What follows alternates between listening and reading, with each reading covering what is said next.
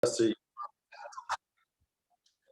is telling me that there's a nice crowd out there watching us. So thank you everyone for tuning in. Yes.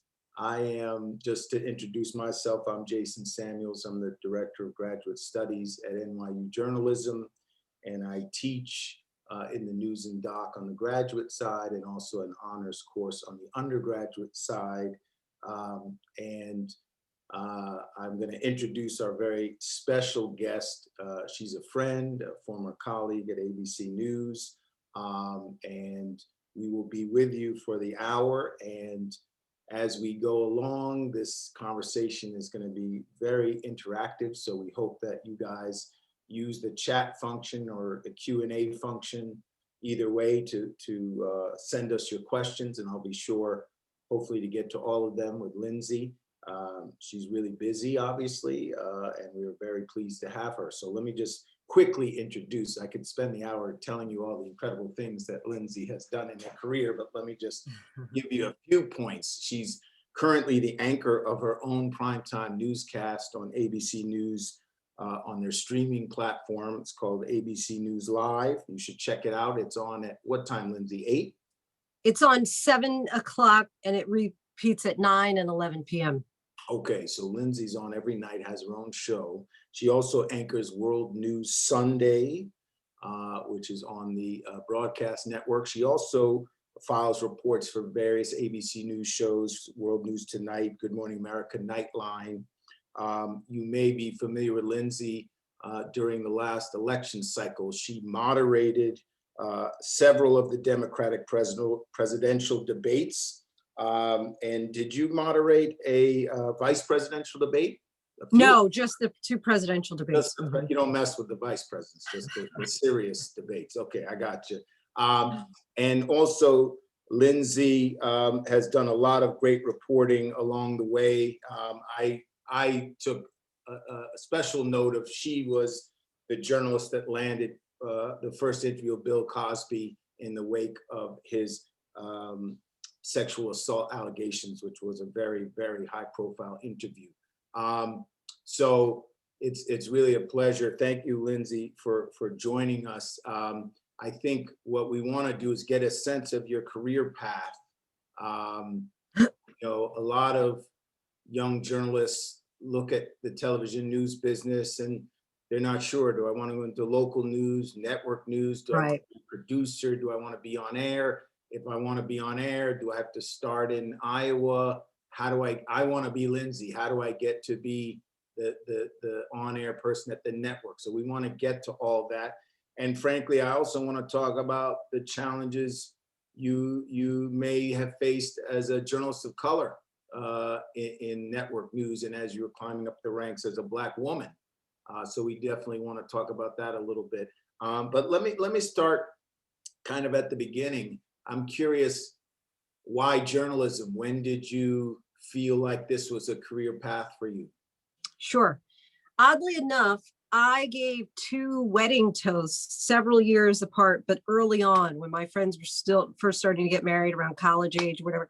And I was approached by people who asked if I was in the news business. And, you know, at the time I was a college student, I was not. One of them, it was a gentleman who owned some TV stations. And he said, well, you know, I'd be happy to hire you when you graduate. So at the time, again, I wasn't thinking yet about journalism, really. I thought at that time I wanted to be a psychologist for most of my college undergraduate career.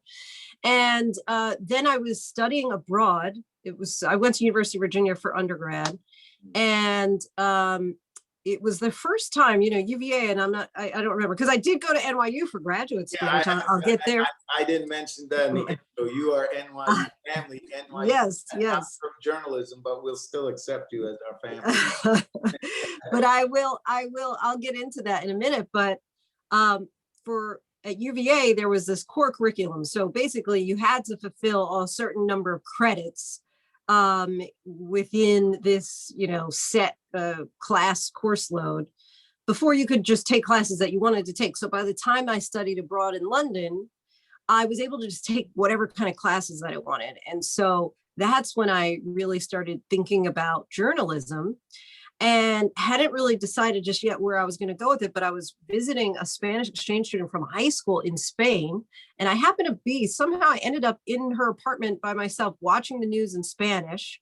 And I should have understood it fluently by that point, but really it was, I wasn't, but there was this epiphany, this revelation in this moment where I said, that's what I want to do.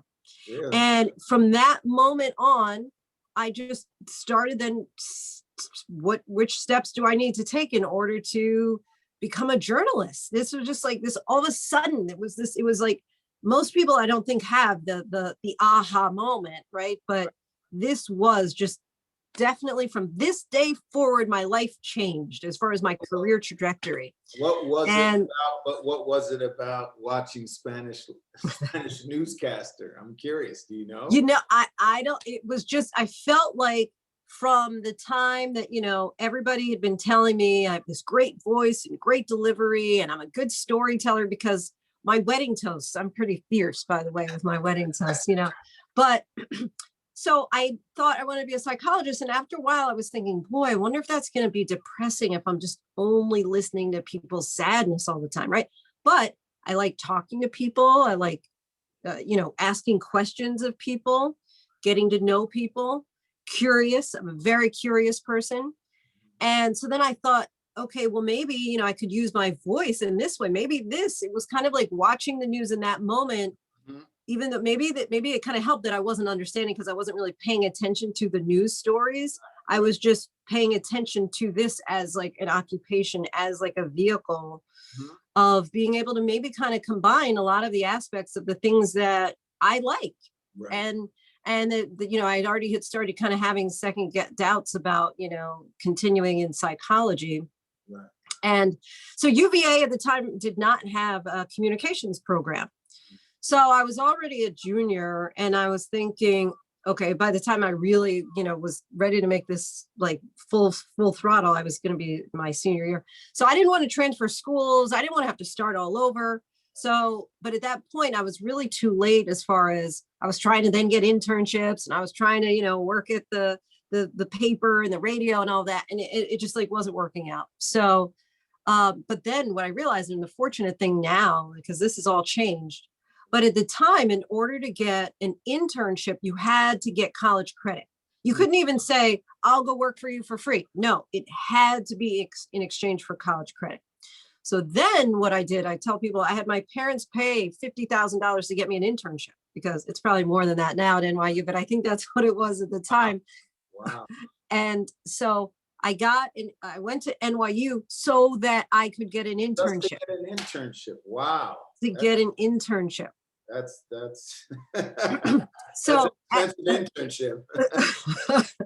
So at the time, I have to say, I wasn't sure that I valued the master's degree, because, you know, the truth is that you don't need it to get into journalism. You don't need to get a master's degree at all.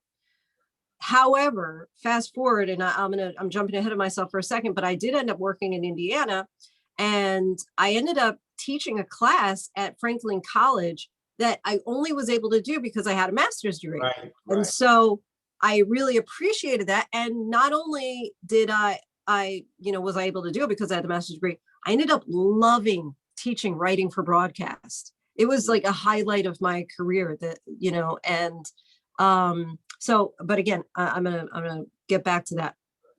So I have this epiphany. I end up, you know, having my parents pay $50,000 for me to go to NYU to get the internship. So I do get the internship. I intern at WNBC here in New York. And from there, I ended up, you know, kind of a really fortunate conversation that I had. Actually, and Jason, you're familiar with Sag Harbor, there was a block party and a family friend of mine said, so you want to be a journalist? You should meet this gentleman over here because he owns Granite Broadcast and he has all these stations and you probably need to just start out. One of them is in Duluth, Minnesota. You probably need to go there and you will see, you know. So ended up talking to this guy and he was like, you know, maybe we should set you up with one of our general managers and you can show them your tape. Well, at the time I only had, and this is funny because we did do the student newscast there, and I only had one tape of me anchoring. Episode. Well, I had one episode, and guess what? Because the students all ran, the different jobs. It's probably still the same way. Somebody that day, they didn't record any audio. Oh, So no. I really didn't have a tape. It was a mess. I shouldn't laugh. So, this is real stuff. Mhm. So anyway, I ended up going out to breakfast with this general manager of the Syracuse station at the time. It was a CBS affiliate in Syracuse, New York, which was market, I think, like 81 at the time. And this is 20 some years ago. And so he ends up saying to me, like a few months later, he said, well, what are you going to do? And I said, well, I'm going to graduate in the spring. He said, well, do you want to come and work? We're going to do this year program. So it's kind of going to be like a paid internship. And, you can kind of write some VOSATs and ultimately work your way on air. And so that's what I did. I didn't even come back. I didn't even make it to my NYU graduate school graduation because I got the job. Right. And so I went to Syracuse and I worked for a year at the CBS affiliate, ultimately did get on the air that back half. Right. Then I, there was a website, still exists, I believe, tvjobs.com. I started applying to different jobs from there. At the time, had to have these big VHS cassette tapes that, you'd mail out. It was pretty expensive to do that. Now you guys, I think, can just shoot, a link over. Website. Right. Yeah. And wait, before you go on, someone just texted me, this is hilarious.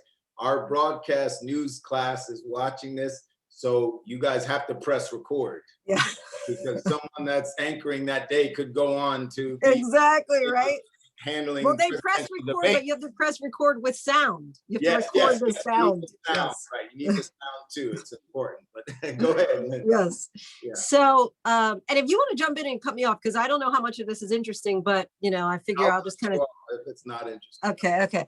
So, work in Syracuse for a year. Go to tvjobs.com. Start just sending out my tapes anywhere at all, even if it said 3-year minimum experience. I still sent it.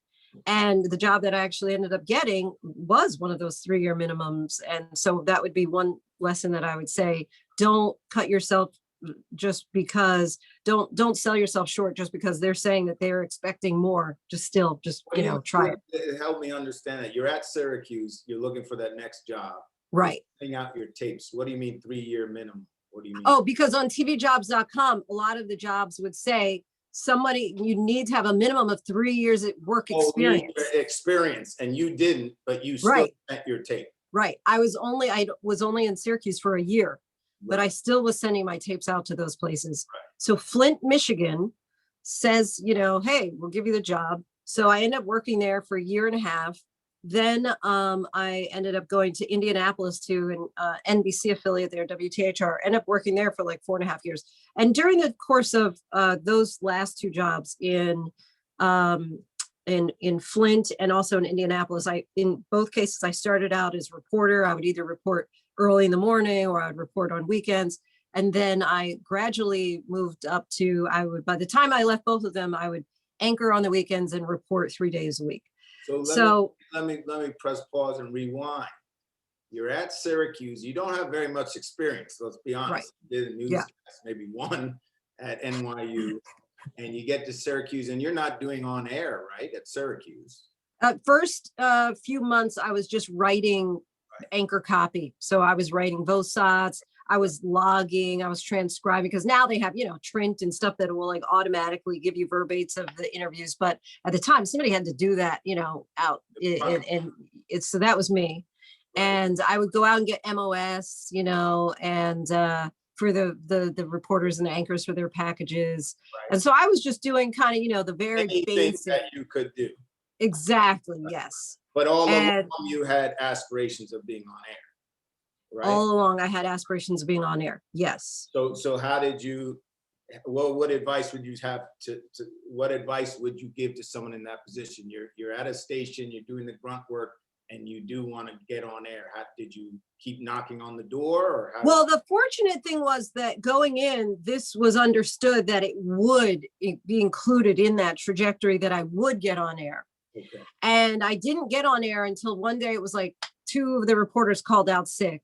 Right. And it was Columbus Day, and they needed somebody to do a package on Columbus Day. So even then, so I started doing, I did that fairly well. I mean, it was a lot of track. It was very track heavy, and I think I may have like one soundbite in the whole thing.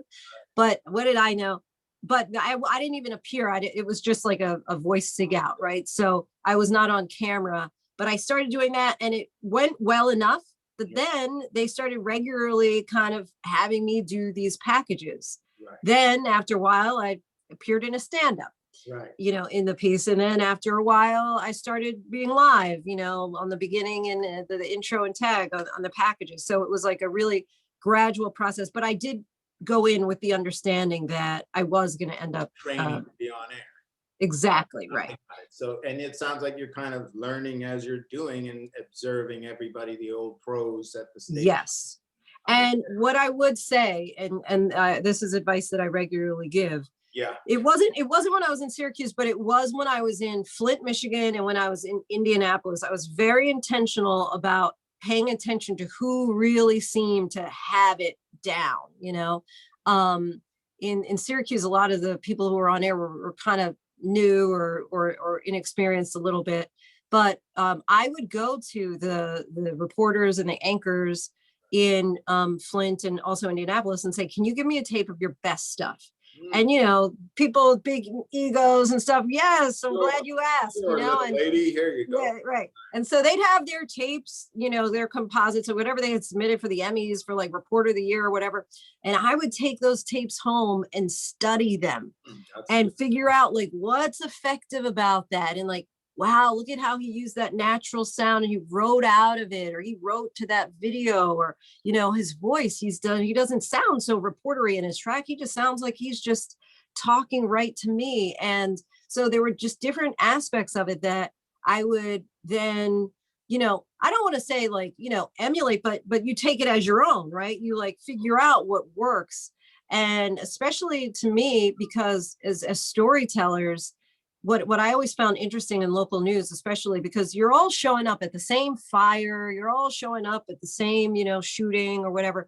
And so I was very competitive, and I would go home and watch how everybody else told that story, right? And figure out, like in my mind, what made my story the best. And the element to me, what it was is I wrote to video and I made the story so personal. So I wasn't just like spewing out facts. It was a 3-alarm fire that started, 30 minutes after noon on the such and such address. Right. I would, maybe look at the picture on the yard, on the yard, and talk about, the freckle-faced kid who lost his home today.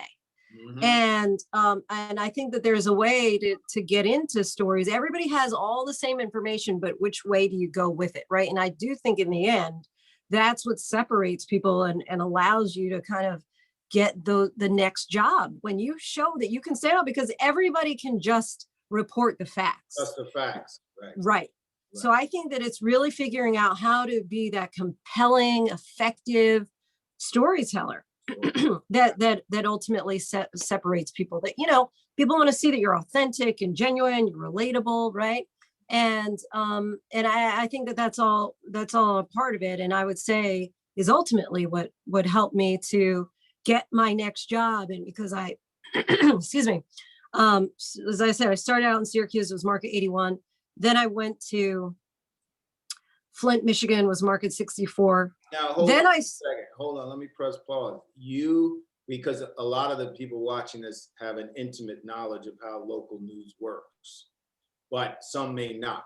So just so everyone understands, in local news, there's kind of a hierarchy based on market size. So if you can imagine New York and LA, biggest market, those are number 1 and 2. Every local news reporter, I shouldn't say every, but most of them want to aspire to get to the big markets, but you often have to start at the Duluth, Minnesota market or the Iowa market and work your way up. So that's what you're describing. You started at Syracuse, and then it's like, well, how can I get to a little higher market and a higher market after that? Right. I want to give that context. Yes, yeah, that's good. And also 81 was a pretty high start.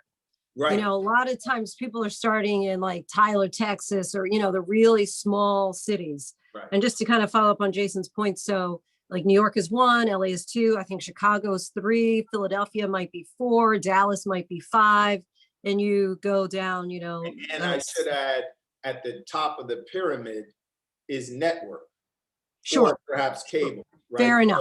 So kind of way up, and a lot of local news reporters, their aspiration is to work as a correspondent or an anchor for ABC News, CBS News, NBC, MSNBC, Sure. Fox News, perhaps, but take it from there. Yeah. Sure. And then there are also people who just want to stay in their hometown and anchor and be king of the hill. If you live Not in, everyone wants to go to the big city. right. And so, you do, it just depends. I was always the person, and I think that this is something also that I would really recommend. Yeah. So my 2 of my tips are milestones and mentors, my M&M. So yeah, I would make these benchmarks for myself based on nothing at all. That I would say, by the time I'm 25, I want to be in a top 25 market. And then everything in my life was focused on that.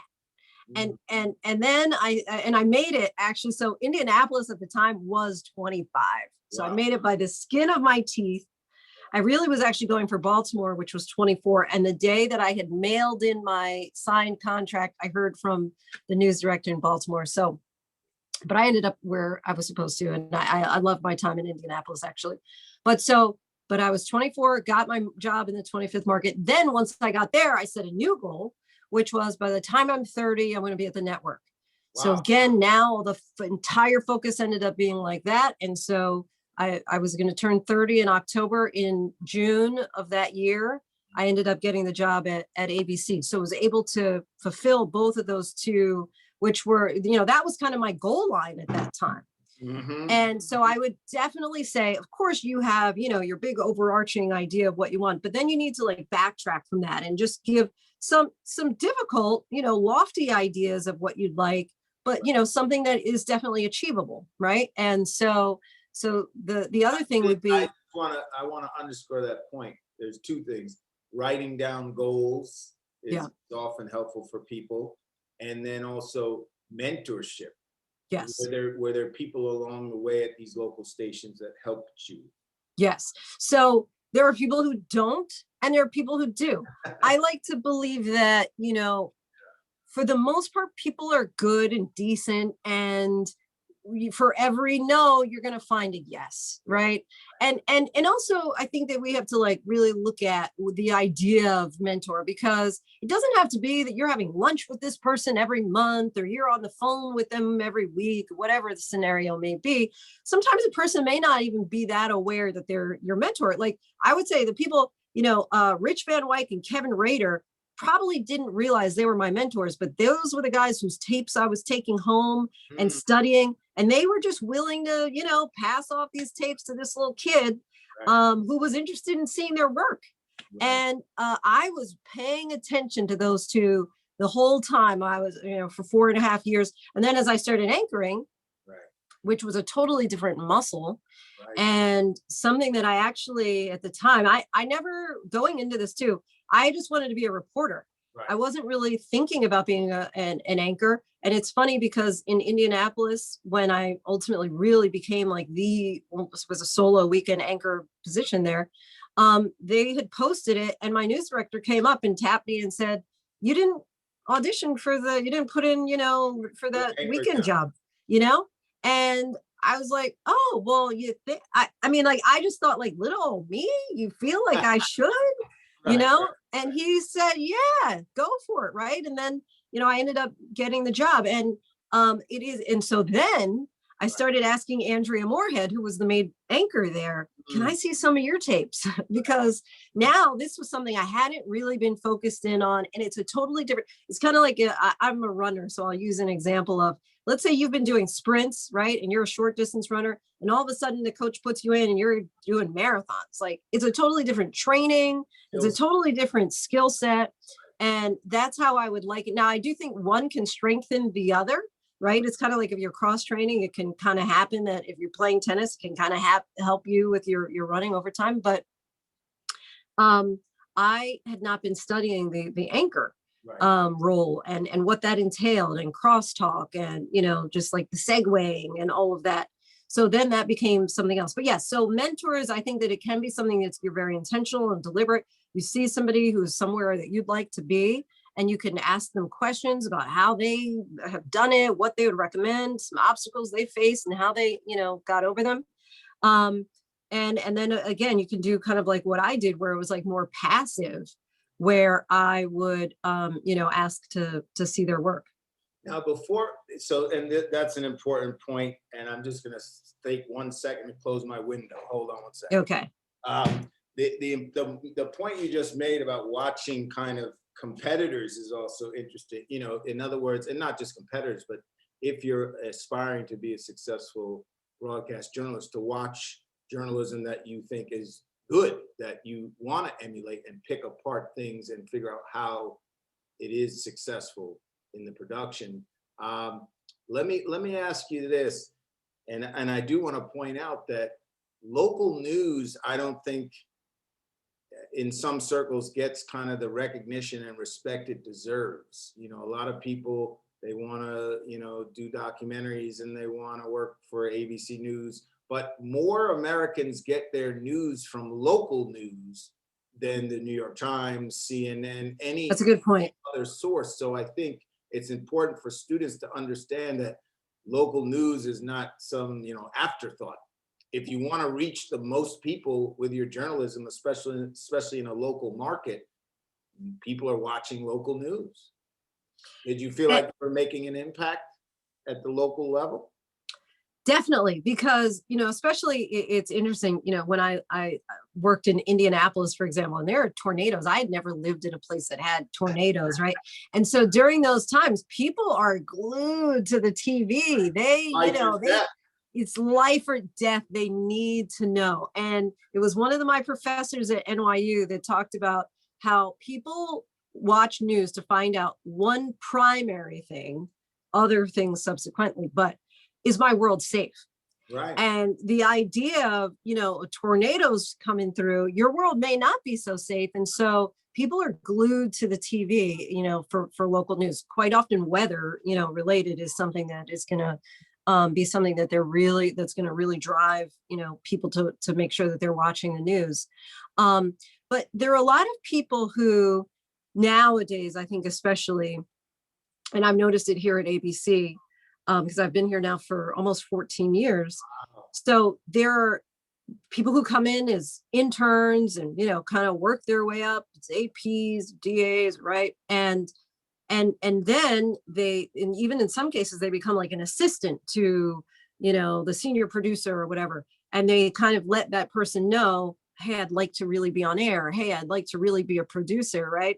And so gradually that person who may have some ability to make certain things happen for them, they'll give them some reps, they'll give them some opportunities, right? And then, I've seen it happen where some people do get the job and, then work their way up within the network. So there are people who never have worked anywhere else because they, right, exactly. So that is definitely another option. And I just talked to a young lady who's starting out, and she said, well, I got an offer from Oklahoma, but do you think I should really just try and get, my foot in the door of the network? And I said, okay, look, I am super biased. So you should try and find somebody who you could talk to who has worked their way up, because I believe, and I feel like I'm almost like very old fashioned in this way. I believe in the value of hands-on making the sausage in the plant on the conveyor belt work. And when you're working especially in a small station, when I worked in Flint, Michigan, I had to operate the teleprompter with my foot. There was a pedal that, not only was I anchoring on the weekend, but I had gone out with a photographer and he shot it. That was the only thing that was the only element that I was not doing as part of the newscast. He shot it, but I would come back and I would write it and I would cut it and edit it and give it, the master tape. And then I was writing the copy to anchor the show. And then I was anchoring it and running teleprompter. Right. And so I think that you, especially now in these, we're multimedia journalists and you're expected to do just about everything. And in this case now, in many cases, shoot yourself as well. I think that kind of training is so helpful and productive because, and this is a really good, like real life example too. When I started in Syracuse, just so happened that it was a shop where the photographers also edited. Mm-hmm. And so then when I went to Flint, Michigan, and they had the reporters edit, I felt like, wait, I'm taking a step back. Why am I going to have to edit? Because I had not learned how to edit at that point. Right. Because in Syracuse, they had people who did that. Right. And it was the best thing for me ever. Because before I was just writing random lines like, okay, someone else had to figure out how to somebody else had to figure out how to cover it. Now, when I remember the first few times on those weekends in Flint, I would like write my script and then go in to edit it. And I was like, man, what am I going to cover this with? I don't have anything. Then I had to like start my whole script from scratch based on the video I had.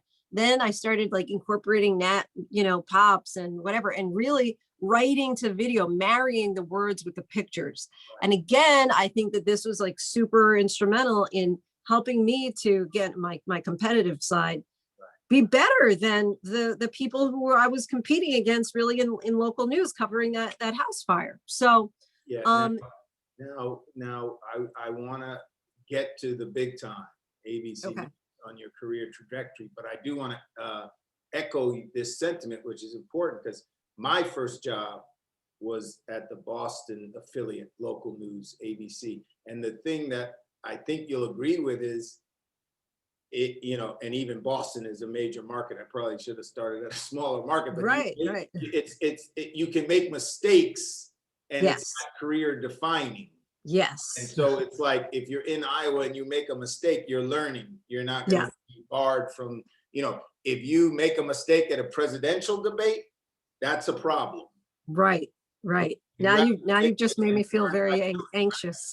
What's that? I said, now you've just made me feel very anxious. But no, you're 100% right. And there were times where I totally bombed on the air when I was live in Flint, Michigan, and the population, the viewers were so forgiving, but ABC News, those bosses are not going to be as forgiving. Yeah. Oh, and so I think what you're saying, your advice, because I hear from a lot of students who do aspire to be Anderson Cooper and, anchors for the evening newscasts. And I say, it probably is going to make sense for you to start in Iowa. I 100%. Now, again, there are people who, John Berman, who's at CNN now, he started out at ABC, was here for, maybe over 20 years.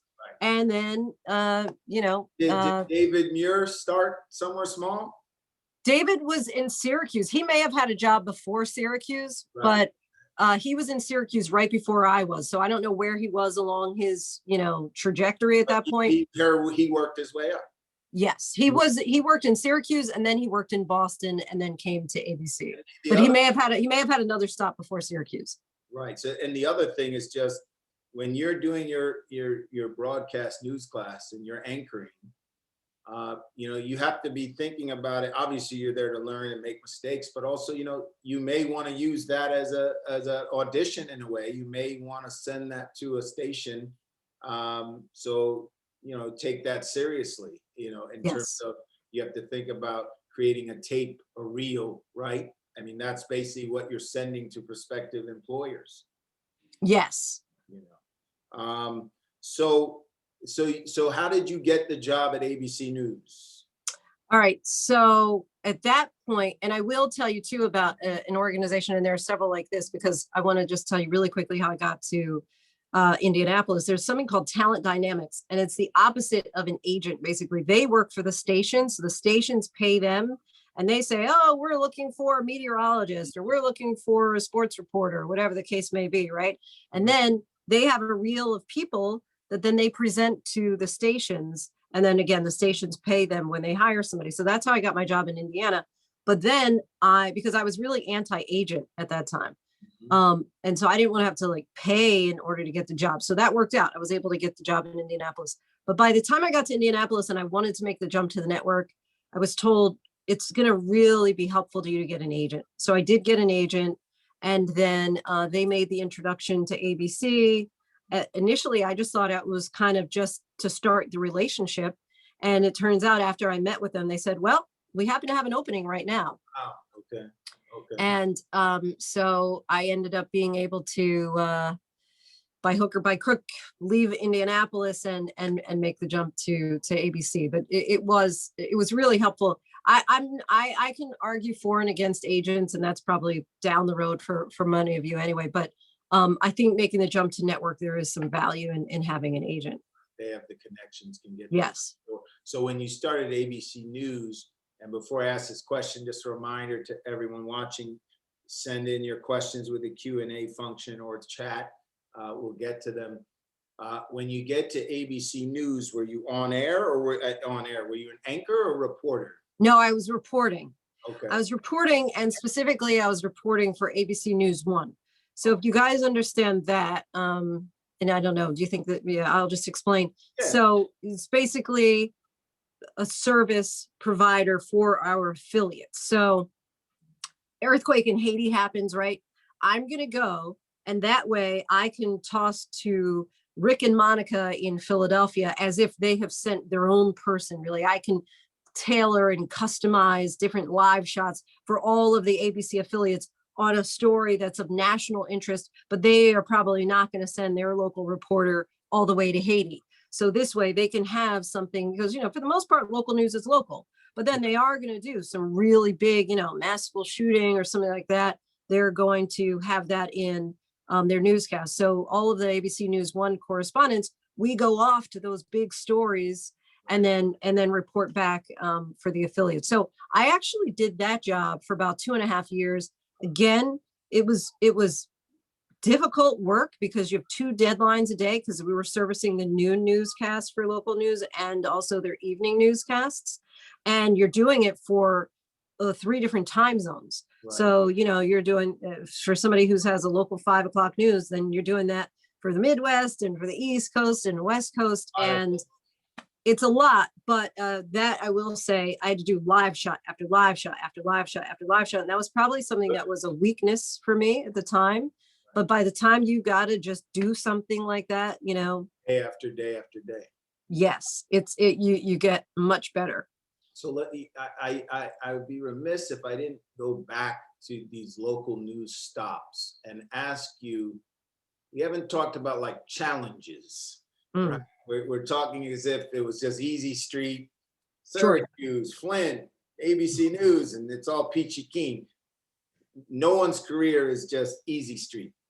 And I'm sure you face challenges. So I'm just curious if there's things that in your mind you look back on and you're like, that was a challenge and I had to figure out how to overcome it. Was it the hours? Was it coworkers? Was there moving around? Because that's another thing. If you're going to make your way up that local news ladder, you're not going to be situated in a city for 10 years necessarily. You may have to jump place to place. Right. There's so many challenges.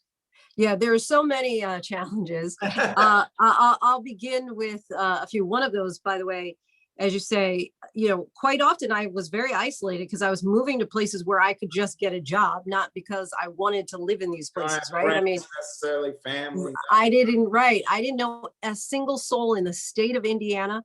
When I moved to Indianapolis, I moved to Flint, Michigan, knew nobody in Flint. I did have an aunt and uncle in like an hour and a half away in the Detroit area. But you also, because you're the lowest on the totem pole constantly, because you're always starting a new job. And so you have to work every holiday. And so that means, I've spent Christmases by myself and Thanksgivings by myself, and in a city working, and so that's not, so. And also, Linsey, I imagine that there's people there, and I know because I worked in a local station, there's people that are the kind of lifers, whether they're on air or producers. Right.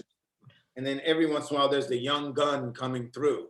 Right. And some people are competitive and they don't want the young gun to succeed. And that was going to be. But there's other people that are more generous with their mentorship or whatever. But can you talk about that dynamic also? Yes, I sure will. There's a lady whose name I'll keep out of it, right? But when I was in Flint, Michigan, I actually had gone to her because I thought that she was going to be, she was a Black female. I thought that she was going to help me out, right? And kind of show me the ropes. Yeah. And she decided I wanted her job. Right. But I didn't, because I didn't want to stay in Flint. You can't take a chance. You don't want a chance, right? And so she really worked against me. I remember at one point, and I'm not even really a crier. It was maybe the first, and no, I've cried twice on the job.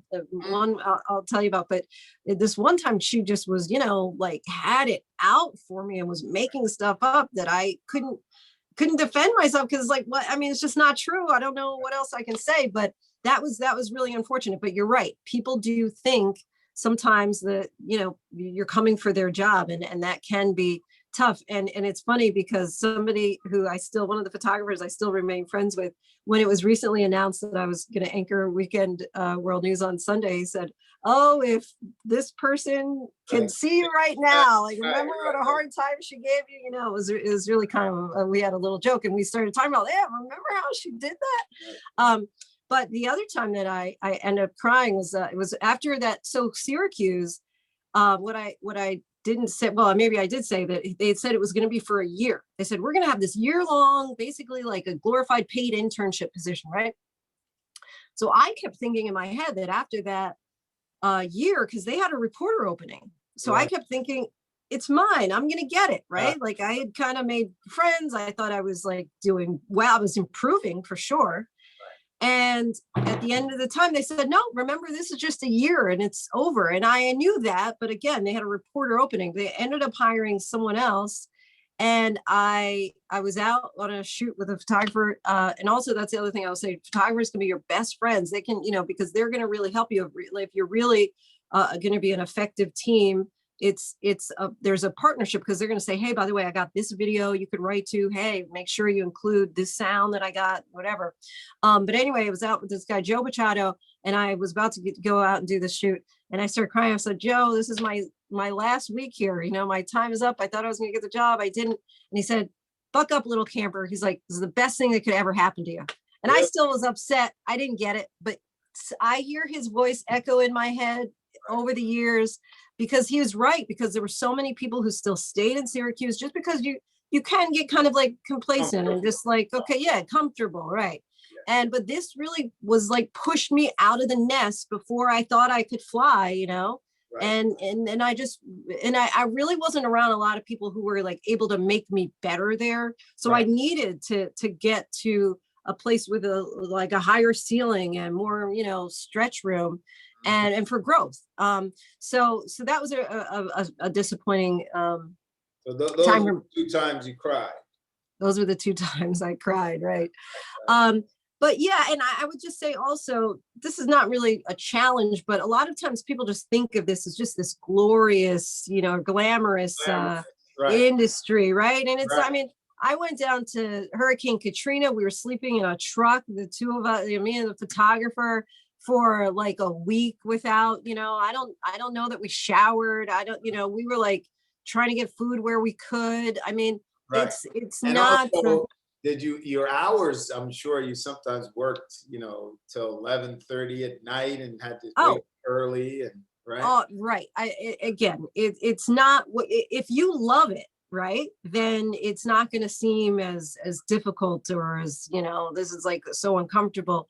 Because if you have passion, and that's for anything, if you're passionate about what you do, it shouldn't feel like work. You're going to say, wow, they actually pay me to do this. And there are those moments too, because you're a witness to history.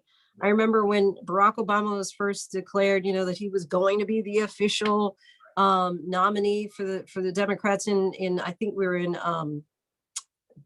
I want to say we were in Denver, Colorado, and being there as he gave a speech, and it was just like this historic moment where everybody in the crowd was, and it was kind of like, wow, I get to just be here as this witness to history as part of my job. And there are, many of those moments too, but for each one of those, there are just the days that you do the local news story on potholes, And also local news, a lot of it is going to scenes of terrible crime, terrible Yes. tragedy, and you have to interview loved ones who've lost their children or people. You have to knock on the fired, door their of house the burnt mom. down, right? Yes. Yeah, you have to Not- knock on the door of the mom who just lost their child, and you have to do that. And Right. it's just the worst.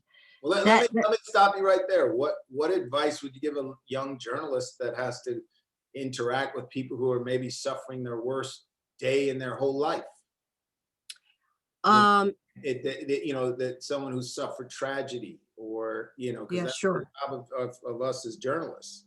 Is Right. there's something that you think you learned along the way? Empathy. I mean, I think I learned ultimately to approach those door knocks with almost an apology for my presence, like just letting him know, like, you this is something you have to do, and you're just so, you can imagine just how overwhelmed they are, right? And just how distraught they are. And I think just showing just a little bit of empathy and humility when you're at their doorstep, you'd be surprised how many people then talk, Really? because sometimes people are still in such a state of shock. Also, I think that they're just like, wait, what? They haven't even- This is like, yeah. And so now there are the other people who, may even they've had signs on their doors like, please give us our privacy, please don't, blah, blah, blah. And I didn't. And in those scenarios, I would call back to news station and say, hey, they put a sign on the door, like, don't knock, please. But I would say maybe it's like even 50% of the time where people said, yeah, I'll talk to you, because sometimes too, it just helps, like, people want to grieve and share, picture of their little boy who just died, and you never know. So you do have to knock, but I think that's when you just have to think, how would you want to be approached if you just lost your loved one? Especially often in a tragic way, because we're not just showing up for somebody who, had a heart attack, or, that the death was expected. So let me, because I could talk for hours, and I just looked at the time, so I don't want to run out of time, because there's some things that I definitely want to get to, especially the presidential debate. We want to hear the behind the scenes about that experience. That's kind of the Super Bowl if you're an on-air reporter anchor. So we want to hear a little bit about that. But I also want to shout out the Coalition for Minority Journalists at NYU that co-sponsored this talk, and which leads me to ask you a little bit about being a Black journalist. There's unique challenges, there's unique opportunities. There's a lot of things we could discuss, but do you want to talk about maybe the challenges? Did you face racism? Was it an asset to be a Black journalist along the way at local stations making your way to ABC News? What advice would you give to journalists of color who are trying to make a mark in this industry? I've been asked lately about, like, the racism piece, and I have to say I have not observed it overtly. Right. There were times where I felt like I was excluded, or I wasn't, invited to get that fairy dust sprinkled on me, that I presumed that race may have had something to do with it. I did. Because you start to see it at some point, especially like early on. If I didn't get opportunities, I was thinking, well, I'm just not talented enough, right? I wasn't just pulling out the race card like, oh, I didn't get it, it's because of, my color. But at a certain point, when you start seeing that your performance is equal to or better than other people who are getting opportunities that you're not, you have to think at a certain point, well, what is it then? Because clearly that person didn't have the experience.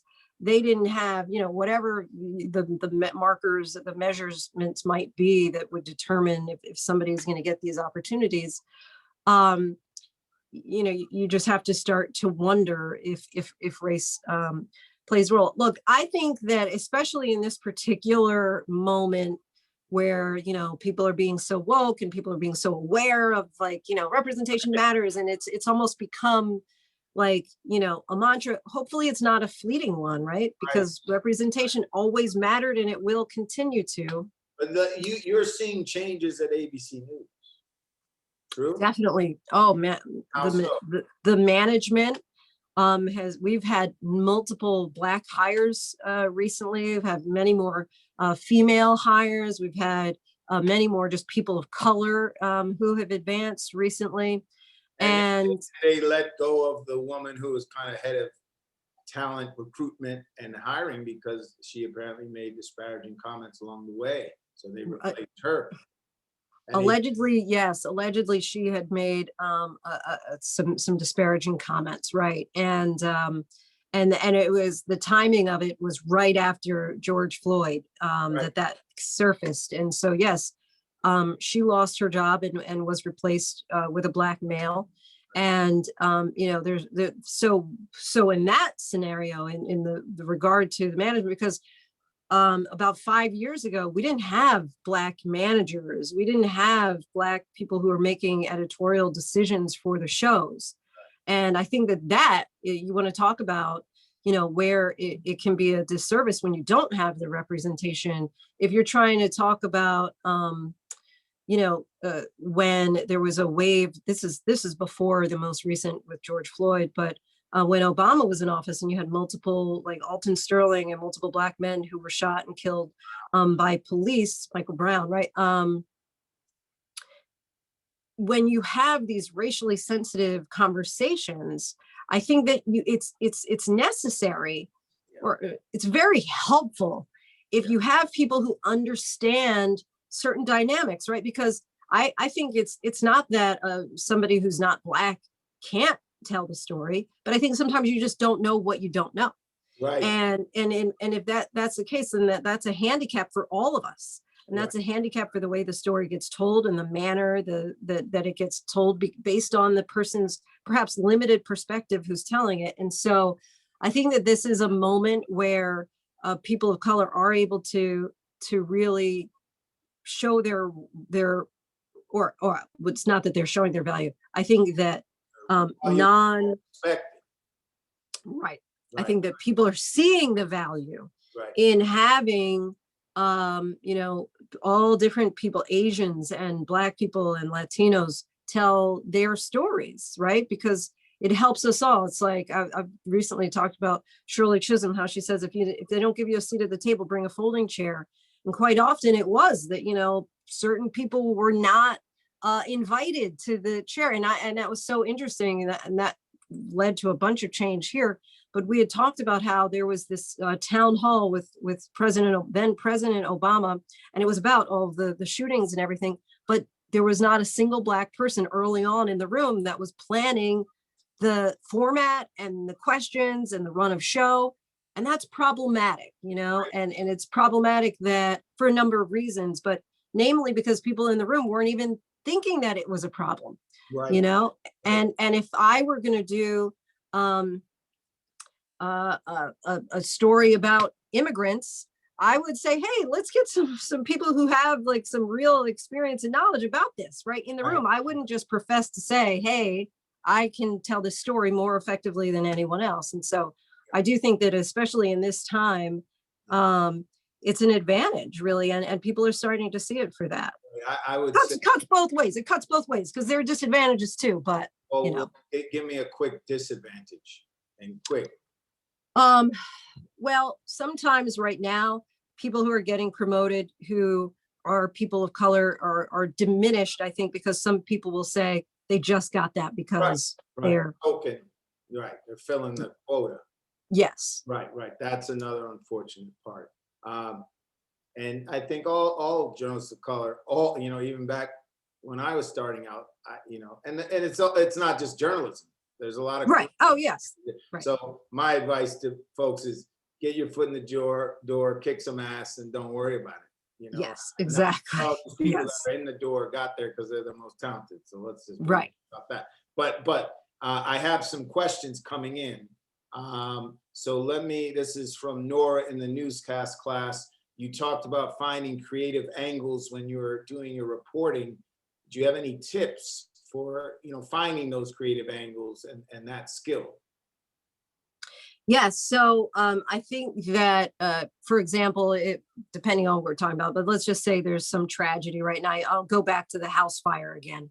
I would try and ask a family member, do you have a picture of, you know, your son who lost his room or lost whatever, or obviously your son who passed away, right? It's like you ask for the pictures, right?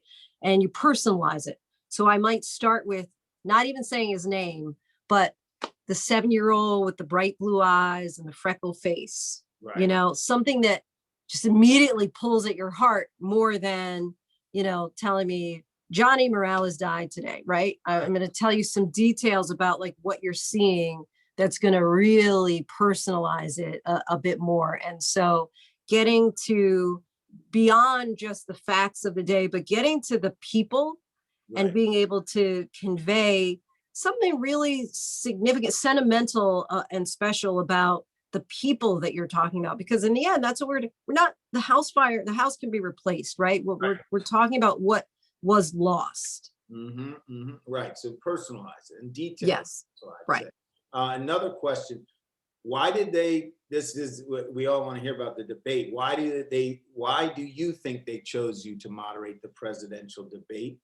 And also the second question: when you learn from other people's work, are you looking more at kind of their on-air approach or the production of their stories? But let's start with the first one. The first one. Presidential debate. Were you surprised you were chosen? Were you stressed out? Anything that we should? All of the above. Yes. Yes. I was surprised. Yes. I was stressed out. Yes. Look, I think that the Democratic Party had set out that you couldn't just have all white people moderate the debates, right? And yeah, and white men in particular. And so that I think benefited. This was the most diverse year, the past election when it started out. When you talk about Yamiche Alcindor, actually, woo woo woo, an NYU grad, your former student, right? Who also moderated for PBS. PBS actually had all women. They had 3 women who moderated all together, and I think that was a first. Right. And so, you know, based on the parameters of the DNC, that then set the stage that networks couldn't, you know, they needed to think outside of the box. And so, you know, I think that they already knew that George Stephanopoulos and David Muir were going to do it. And so, okay, who's going to be different? And just so happened that the first one that ABC was doing was at an HBCU. Right. And so I think that they knew, okay, well, Right. probably would help if we had, you know, Black woman up there. A very talented young Black journalist. So yes, in that spot. Was there anything during the debate that's a funny story or an insight into the? I mean, moderating a debate with Trump is not the easiest. So I did not do that. I only had Democratic candidates, so I did it with the primaries. Okay, so thank God. Yes. But, you know, I mean, so what was interesting is that many people, especially after the first debate, they, you know, they call me like the Kamala killer and stuff like that. They thought, you know, I asked like an especially hard question to Kamala Harris, but in fairness, you know, I asked a hard question to Amy Klobuchar and Joe Biden, and the subsequent one, Pete Buttigieg too. But so you got like Black woman tearing down our yes. I was like, one of the late night hosts like roasted me and said like, talk about Black on Black crime. Oh, you know? that's terrible. Yes. So you think Kamala didn't send you like a Merry Christmas card? She was like not so happy with me. It was like, but it wasn't personal. I actually thought it was going to be an easy question. What I think was what happened was, so we were at this HBCU, right? And I asked this question about criminal justice. And when I asked the question, the audience erupted in applause. And I'm told that doesn't happen at debates. The questions don't get applauded, right? And so it was so loud in the room that she had to start and then stop and restart her answer. And I think that she got almost a sense, this is just how world according to me, that it was like the room was against her in a way because they were cheering the question, right? Now I know what you're talking about, because she had an issue with many younger Black voters about her criminal justice record. Criminal justice was kind of saying, yes, exactly. Because she probably thought it was a friendly audience. Exactly. Right. So it threw her off, and then that became like, woo, Linsey caused all this. Crime. Exactly. But okay, so the second question: when you're looking at other people's work, when you're rising up through local news, what exactly were you looking at? What should students be looking at? at Oh, other people's work? when I'm like, if I'm critiquing somebody's work. You said when you were coming up, you'd watch your competitors' stories and you'd Oh, take, yes. or Yes. or the veteran reporters, and you take things. Yeah, What things are sure. you taking? What are you looking at? Right, right. So the storytelling, right? Are you just reporting? Or are you storytelling? They're two totally different things in my mind, right? And so are you really, a story has a beginning, middle, and an end, right? Sometimes you might, what I would call like, where what has been called book ending, right? Where you kind of start again with that little boy's kind of face and you bring it back home to him again at the end in some way, back to, Joey or whatever. So there's a kind of a style. Then I'm also going to look for your tone, right? So do you seem just really like anchor man and stiff and you're just, not really talking to me or talking at me, like I'm going to pay attention to that. Like how conversational does it seem? How comfortable do you seem? How genuine do you seem? Can I trust you? Do you have like this authenticity that comes through?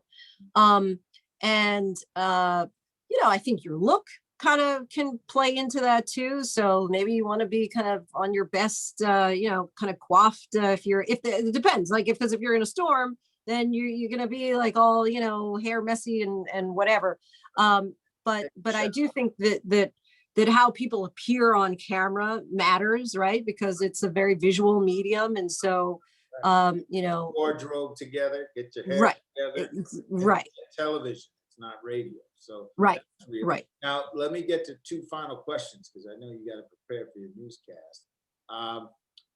Students asking, you mentioned you did a newscast class. Is there anything you remember from that you've taken forward on your career? And then the second final question is, how do you practice your delivery? How do you practice delivering on air in a way that's so polished, I guess?